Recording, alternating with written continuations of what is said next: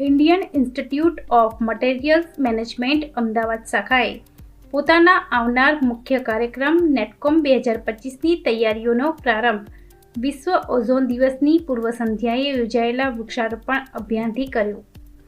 આ અવસરે 1000 છોડો વાવવામાં આવ્યા, જેથી પરિષદમાંથી થનારા સંભવિત કાર્બન ઉત્સર્જનનું સંતુલન થઈ શકે।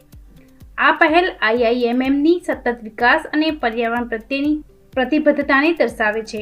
આ કાર્યક્રમમાં સભ્યો અને અધિકારીઓએ ખાસ તૈયાર કરેલી ટી-શર્ટ અને કેપ પહેરીને ઉત્સાહપૂર્વક ભાગ લીધો હતો।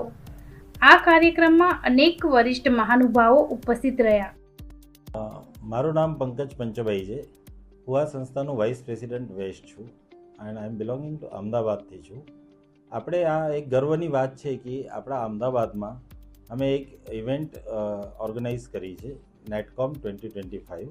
એના અંદર અમારો ટોપિક છે સસ્ટેનેબલ સપ્લાય ચેન, જેના અંદર કાર્બન ફૂટપ્રિન્ટ ઇન્ડસ્ટ્રીના અંદર અમે ઓછા કરવા માટેના પ્રયત્નો ઇન્ડસ્ટ્રીઝને વેરિયસ સેક્ટર્સને અમે એમને એજ્યુકેટ કરવાના છે। એમના માટે અમે 2 દિવસનું ફૂલ ડે કોન્ફરન્સ રાખેલું છે, જેના અંદર અમે બધા જ ઇન્ડસ્ટ્રીઝના ડેલિગેટ્સને બોલાવી રહ્યા છે, ઓનર્સ ઓફ ધ ઇન્ડસ્ટ્રી અને ધ રિસ્પોન્સિબલ પર્સન જે કાર્બન ઉત્સર્જન માટે હોય છે પ્રોડક્શનમાં। અમે વેરિયસ ઇન્ડસ્ટ્રીઝ લીધા છે, like cement industry, pharmaceutical industry, power sector and engineering sector and dairy sectors.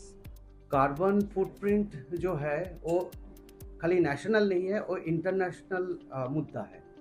इस मुद्दे में सबसे बड़ा चैलेंज जो होता है कि इंडस्ट्री में हम लोग अभी तक जो प्रोसेस एंड प्रोसीजर फॉलो कर रहा हूँ उसमें कार्बन कंटिन्यूअसली निकल रहा है। तो इसको बंद करने के लिए सारे ऑर्गेनाइजेशंस को आह्वान दिया जाते हैं एंड प्रधानमंत्री का खुद का इनिशिएटिव है कि इसको कुछ भी करके कम करें। उसीलिए उन्होंने 2050 तक इंडिया को कार्बन फ्री डिक्लेयर करने के लिए मांग किया है।